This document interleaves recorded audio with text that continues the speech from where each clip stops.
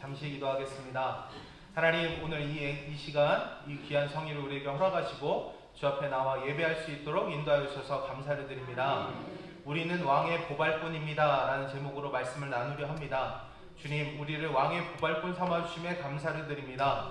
주의 복음을 들고 이 세상 가운데 나아갈 때 강하고 담대한 마음을 가지고 아버지 하나님 복음을 부끄러워하지 아니하며 주의 복음을 담대하게 전하며 나아가는 하나님의 귀한 자녀들 될 수 있도록 역사하여 주시옵소서. 이 시간 우리와 함께하여 주신 주 앞에 감사드리오며 예수님의 이름으로 기도드렸습니다. 아멘. 옆 사람과 인사합시다. 예배는 생명입니다. 예배는 생명입니다. 예배는 생명입니다. 네, 우리 하나님 보고 얘기하겠습니다. 하나님 불러주셔서 감사합니다. 하나님 불러주셔서 감사합니다. 아멘. 우리는 왕의 보발꾼입니다. 우리는 왕의 보발꾼입니다 라는 제목으로 말씀을 나누겠습니다. 우리는 지난주에 우리 히스기야 왕에 대해서 같이 말씀을 나눴으니까 여러분 히스기야에 대한 대략적인 스토리를 기억하실지 모르겠습니다. 한 번 더 히스기야에 대한 말씀을 나누면서 히스기야에 대해서 좀 더 여러분이 잘 아셨으면 좋겠습니다. 오늘 우리는 히스기야 왕의 시대로 거슬러 올라갑니다. 히스기야의 시대를 이해하려면 그의 아버지였던 아하스 왕을 먼저 알아야 합니다. 아하스는 오늘 본문 바로 앞장인 역대하 28장과 열왕기하 16장에 기록된 대로 그의 조상 다윗과 같지 아니하며 여호와 보시기에 정직히 행하지 않았습니다. 열왕기하 16장 3절과 4절 말씀입니다.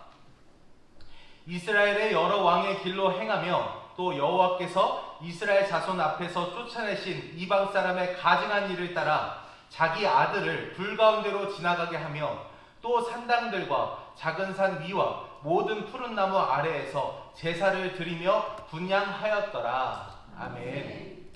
무슨 말이냐면 그는 심지어 자기 아들, 자기의 친아들을 불 가운데로 지나가게 하는 끔찍한 우상 숭배를 저질렀다는 것입니다. 무슨 말이냐면 자기가 복 받으려고 자기 아들을 불에 태워 죽였다는 이야기입니다. 역대하 28장은 그가 얼마나 타락했는지를 더 자세히 보여줍니다. 역대하 28장 24절에서 25절까지 말씀. 아하스가 하나님의 전의 기구들을 모아 하나님의 전의 기구들을 부수고 또 여호와의 전 문들을 닫고 예루살렘 구석마다 제단을 쌓고 유다 각 성읍에 산당을 세워 다른 신에게 분향하며 그의 조상들의 하나님 여호와를 진노하게 하였더라. 아멘. 얼마나 하나님 그 마음 보실 때에 얼마나 하나님 화가 나셨겠습니까? 하나님의 성전문이 굳게 닫혔습니다. 예배는 불법이 되었습니다. 성전의 거룩한 기구들은 파괴되었습니다. 찬양 소리는 그치고 예루살렘 구석구석에는 우상의 제단이 세워졌습니다. 심지어 자기 아들을 불태워 바치는 인신 제사까지 드려졌습니다. 유다의 영적 심장이 멎어버린 그런 상황이라는 것입니다. 요담 왕 16년, 아하스 왕 16년, 도합 32년 동안 그 기나긴 세월 동안 백성들은 하나님을 잊고 영적 암흑 속을 헤매고 있는 상황이었습니다. 바로 이런 절망적인 상황 속에서 그의 아들 히스기야가 왕이 되었습니다. 히스기야는 왕이 되자마자 무엇을 했습니까? 그는 아버지의 죄악을 끊어내기로 결정을 했습니다. 그는 왕이 되자마자 그 무엇보다 먼저 닫혔던 성전의 문을 활짝 열어 젖혔습니다. 먼지를 털고 부서진 기구들을 치우고 레위 사람들을 성결하게 하며 멈췄던 예배를 다시 세우며 나아갔다는 것입니다. 성전을 정화한 히스기야의 마음은 이제 더 큰 비전으로 불타올랐습니다. 그것은 바로 유월절을 지키는 것이었습니다. 유월절은 단순한 명절이 아닙니다. 그것은 이스라엘 백성이 어떻게 죽음에서 생명으로 건져졌는지를, 어떻게 노예에서 자유인으로 구원받았는지를 기억하는 그들의 정체성 그 자체였습니다. 그 모세 때에 정말 애굽에서 종되었던 노예되었던 그들 이스라엘 백성들이 정말 장자를 죽이는 그 하나님의 그 재앙을 통하여서, 그 모든 재앙을 통해서 양의 피를 문설주에 바른 이들은 그 자신의 장자가 죽지 않는 그 기적을 경험하면서 그것을 통하여서 이제 출애굽하게 되어지는 그 과정, 그것을 기념하는 것이 유월절이라는 것입니다. 이 유월절을 지키겠다라고 결단했다라는 것입니다.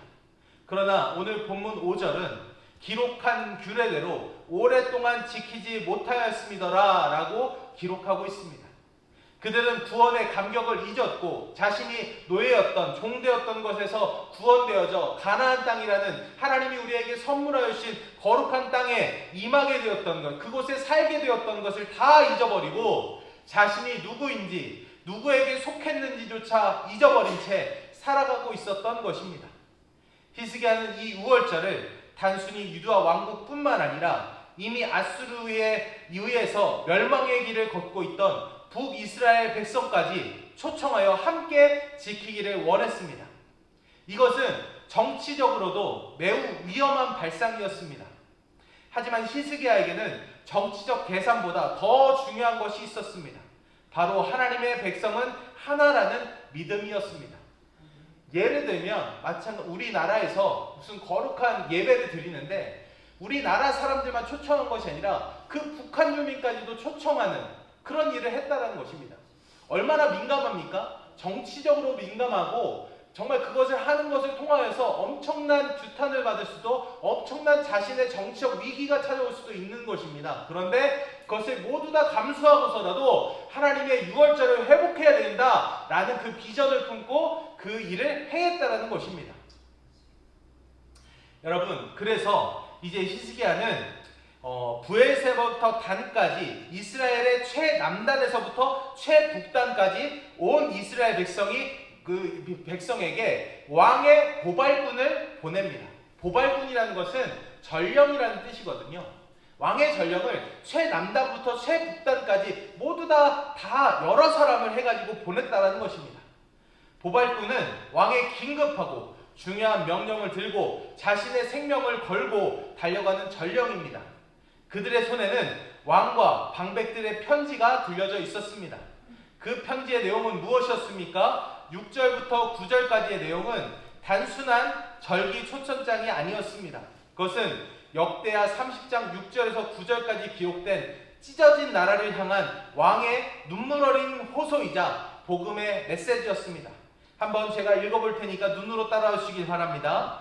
보발꾼들이 왕과 방백들의 편지를 받아가지고 왕의 명령을 따라 온 이스라엘과 유다에 두루 다니며 전하니 이르시되 이스라엘 자손들아 너희는 아브라함과 이삭과 이스라엘의 하나님 여호와께로 돌아오라. 그리하면 그가 너희 남은 자 곧 아수르 왕의 손에서 벗어난 자에게로 돌아오시리라.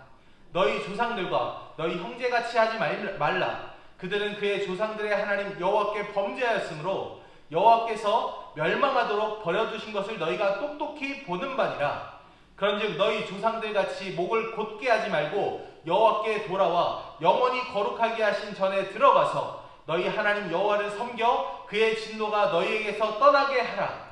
너희가 만일 여호와께 돌아오면 너희 형제들과 너희 자녀가 사로잡은 자들에게서 자비를 입어 다시 이 땅으로 돌아오리라. 너희 하나님 여호와는 은혜로우시고 자비하신지라. 너희가 그에게로 돌아오면 그의 얼굴을 너희에게서 돌이키지 아니하시리라 하였더라. 아멘. 여러분, 이 메시지에서 어떤 감정이 느껴지십니까? 그 히스기야 왕의 절절한 메시지가 좀 느껴지지 않으십니까?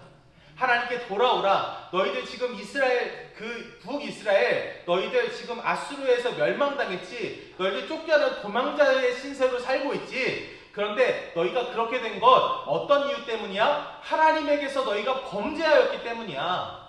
이제라도 우리 하나님께 돌아가자. 하나님의 정말 더욱더 가까이 하자. 우리가 신앙을 회복하자. 그러면 하나님께서 너희를 회복시키실 거야. 라고 그렇게 간절하게 애달픈 외침을, 그 간절한 외침을 눈물 어린 호소를 하고 있다는 것입니다. 돌아오십시오. 그러면 하나님께서도 돌아오실 것입니다. 그분은 은혜롭고 자비하십니다. 라고 그렇게 외치고 있는 것입니다. 이것은 멸망과 포로 생활에 신음하던 백성을 향한 구원의 초대장이었습니다. 아멘. 저는 오늘 이 왕의 보발꾼이 바로 저와 여러분의 모습이라고 확신합니다.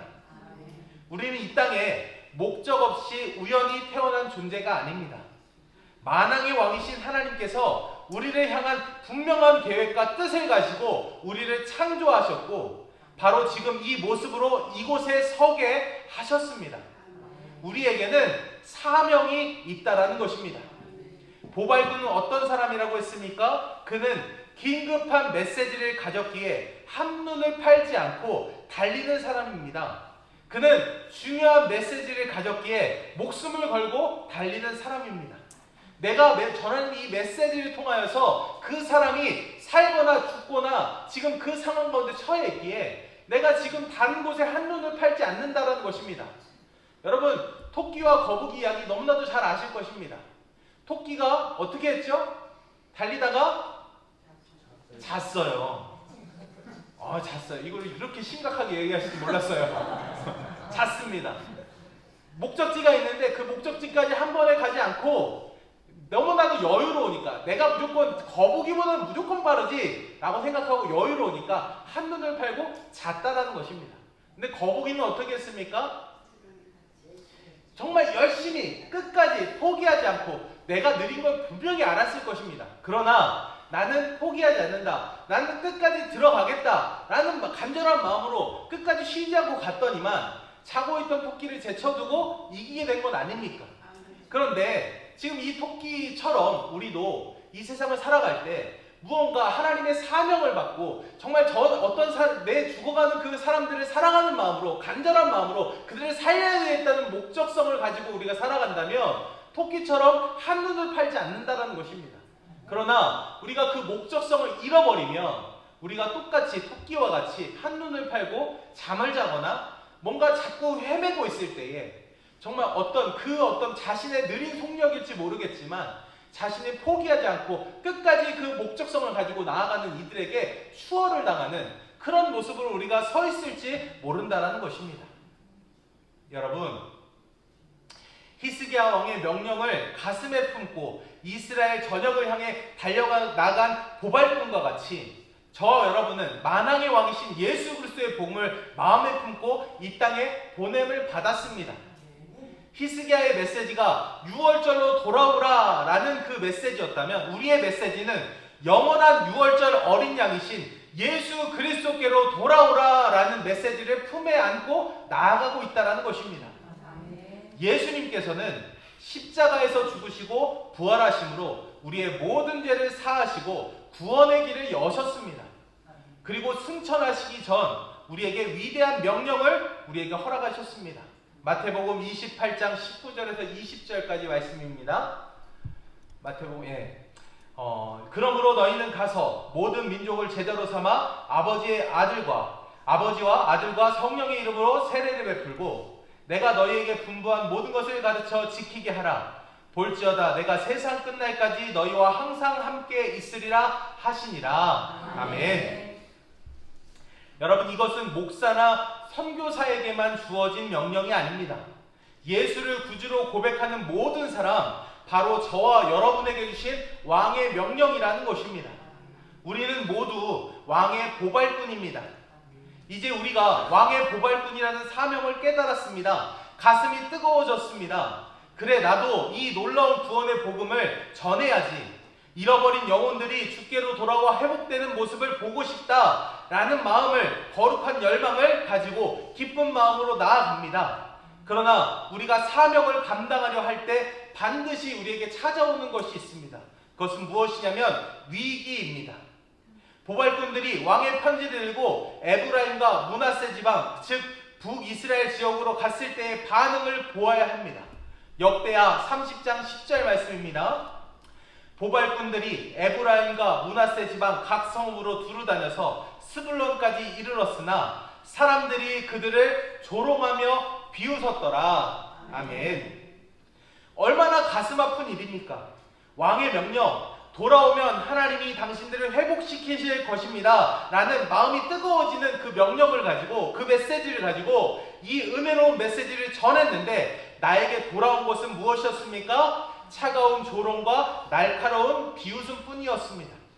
왜 비웃었을까요? 아마도 정치적인 교만 때문이었을 것입니다.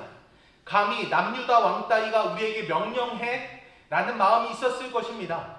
아마도 영적인 무관심 때문이었을 것입니다. 하나님, 6월절 그런 게 밥 먹여주나? 우리는 우리 방식대로 잘 살고 있어 라고 생각했을지도 모릅니다. 아마도 죄악에 익숙해진 마음 때문이었을 것입니다.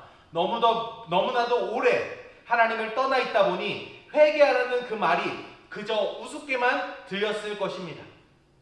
이것은 오늘날 왕의 보발꾼으로 살아가는 우리에게도 동일하게 일어나는 일입니다. 우리가 예수님의 사랑을 전하려 할 때 세상은 우리를 조롱하고 비웃을 수 있습니다.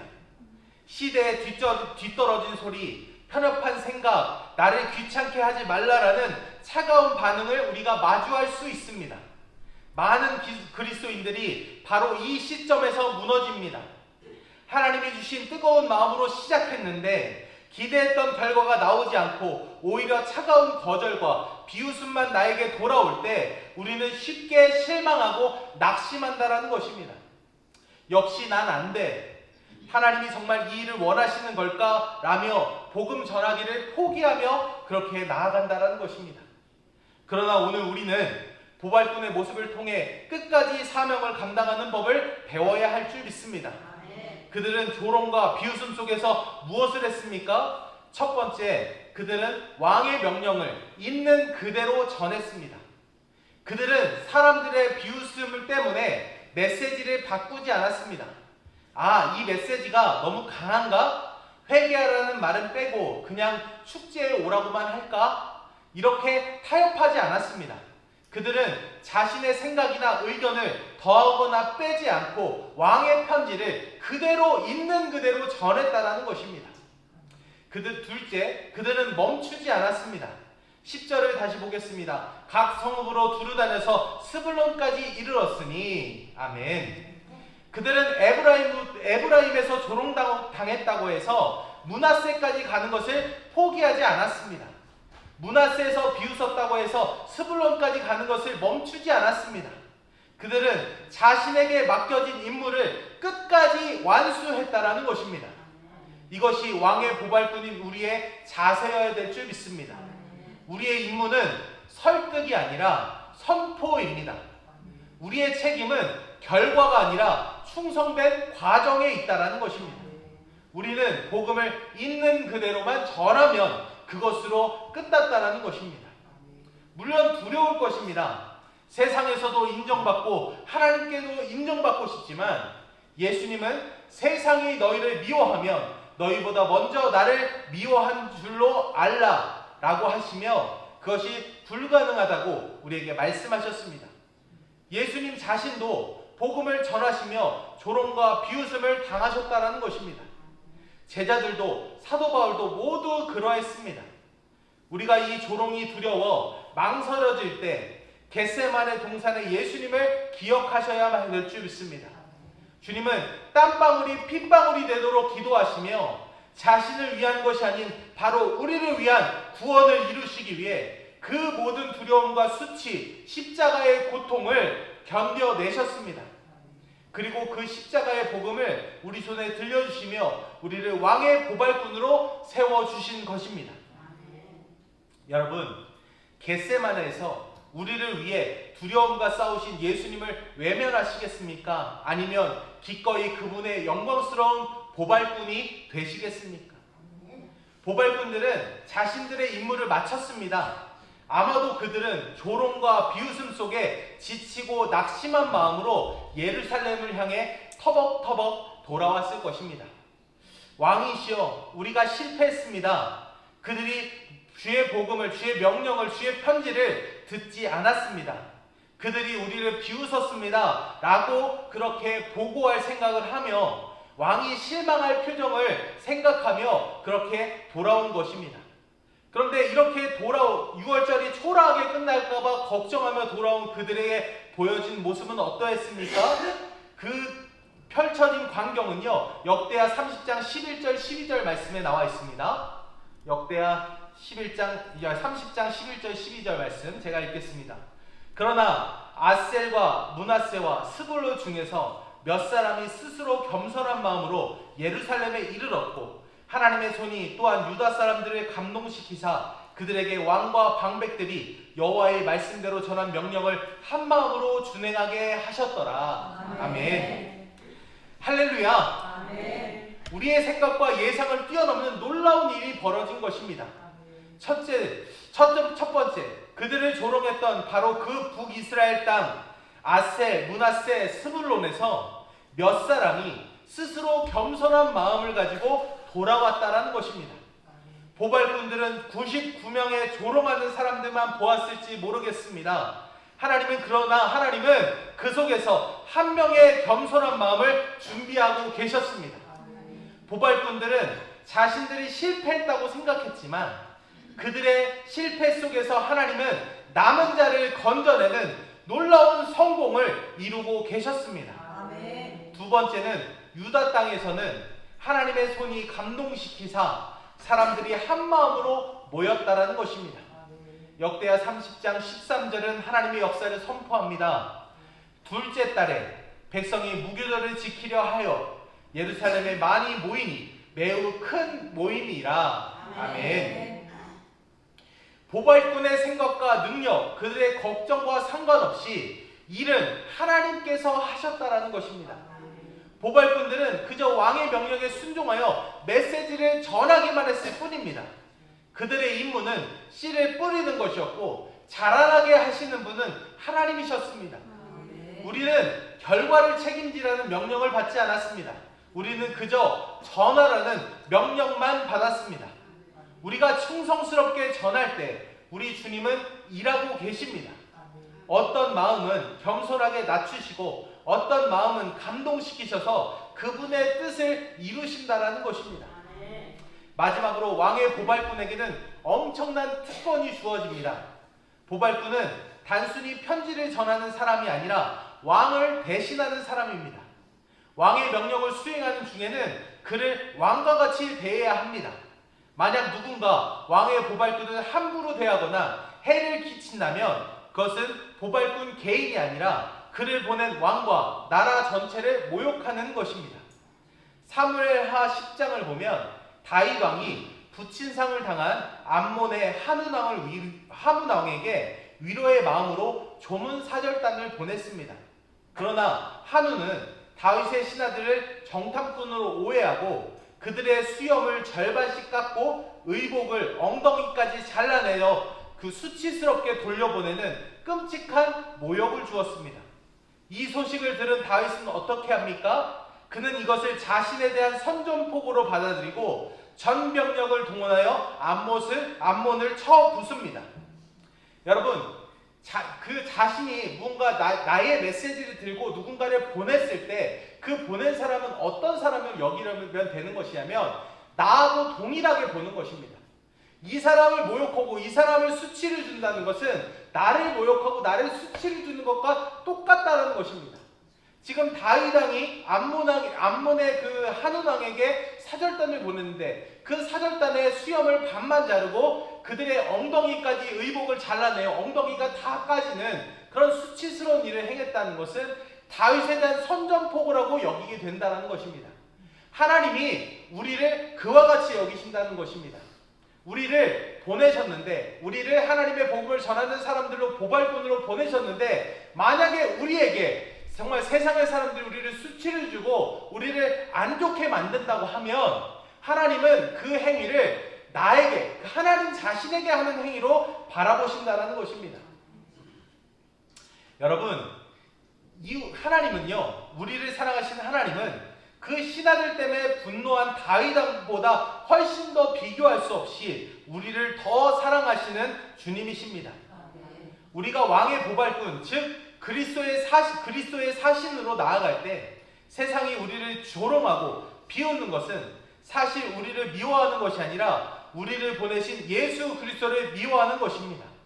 그러므로 여러분, 우리는 두려워하지 말아야 할 줄 믿습니다. 우리를 모욕하는 자들을 하나님께서 그냥 두지 않으십니다. 우리의 특권은 세상의 칭찬이 아니라 만왕의 왕이신 하나님이 우리의 백이 되어주신다는 것입니다. 이제 말씀을 맺겠습니다. 우리는 모두 왕의 보발꾼으로 부름을 받았습니다. 히스기야 시대에 영적 암흑기보다 더 어두운 이 시대에 여호와께로 돌아오라. 그분은 은혜로우시고 자비하신지라 라는 십자가의 복음의 메시지를 들고 나아가도록 복음으로 부름을 받았습니다. 우리의 사명은 분명합니다. 가서 모든 민족에게 전하라. 우리가 만날 현실도 분명합니다. 사람들이 조롱하며 비웃을 것이다. 우리의 자세도 분명해야 합니다. 왕의 명령을 맡은 날까지 묵묵히 끝까지 그대로 전한다. 그리고 우리에게 주신 약속 또한 분명합니다. 하나님의 손이 일하실 것이며 내가 세상 끝날까지 너희와 항상 함께 있으리라. 아멘. 사랑하는 성도 여러분, 여러분의 가정에서, 직장에서, 삶의 모든 자리에서 여러분을 왕의 보발꾼으로 세우신 주님 앞에 응답하십시오. 다른 사람의 비웃음과 조롱을 두려워하며 왕의 메시지를 마음속에만 가둬두지 마십시오. 담대하게 많은 사람들에게 이 생명의 복음을 전하며 나아가는 저와 여러분이 되기를 주님의 이름으로 간절히 축원합니다. 여러분, 우리는 왕의 보발꾼입니다. 여러분, 한 사람 한 사람을 하나님이 택정하셔서 왕의 보발꾼으로 세워주셨습니다. 그리고 여러분들의 마음 가운데 무엇을 주셨습니까? 하나님의 복음을 주셨습니다. 이 세상 만물을 모두 다 구원할 만한 하나님의 강력한 능력의 복음을 여러분에게 주셨습니다. 그 복음을 가지고 나아가서 세상 가운데 살아갈 때 그 복음을 담대하게 전하십시오. 더 이상 뭐 더하거나 뺄 것도 없습니다. 있는 그대로를 담대하게 전하시면 그것을 통하여서 하나님이 일하실 것입니다. 여러분, 그런데 그 복음을 전했을 때 여러분에게 조롱과 비웃음이 돌아올지 모르겠습니다. 저도 예전에 노방에서 전도 엄청 많이 했었는데 어느 날은 주먹밥을 줘서 가지고 나가서 주먹밥을 출근길에 출근하시는 분들에게 주먹밥을 주는데 어떤 사람은 그 주먹밥을 내민 손을 막 쳐가지고 주먹밥이 떨어지게, 그러고서 난 이런 거 이딴 거 안 먹는다고 그러면 그렇게 상처 주는 말을 하고 가는 분도 계셨습니다. 여러분, 그런 사람들 만날 때 얼마나 상처가 되는지 모릅니다. 얼마나 힘이 드는지 모릅니다. 그러나 그 모든 상황 가운데서 하나님은 우리에게 무엇을 말씀하십니까? 그것이 당연함을 우리에게 말씀하십니다. 상처받을 수 있지. 그러니 비웃음과 조롱이 다가오는 거 당연한 거야. 예수님인 예수님도 십자가에서 달리심을 내서 수치와 조롱을 당하셨지 라고 우리에게 말씀하고 계십니다. 여러분, 그 조롱과 수치에 넘어지거나 낙심하지 마시고, 그럼에도 불구하고 그 외에 다른 많은 사람들, 그 복음을 복음으로 받아들일 수 있는 수많은 사람들을 향해 여러분 강하고 담대하게 나아가 왕의 보발꾼의 역할을 잘 감당하며 하나님의 사명을 기쁨으로 감당하며 나아가는 저와 여러분 되어지길 간절하게 소망합니다. 기도하겠습니다. 하나님, 우리는 왕의 보발꾼입니다 라는 제목으로 말씀을 나누게 하심에 감사를 드립니다.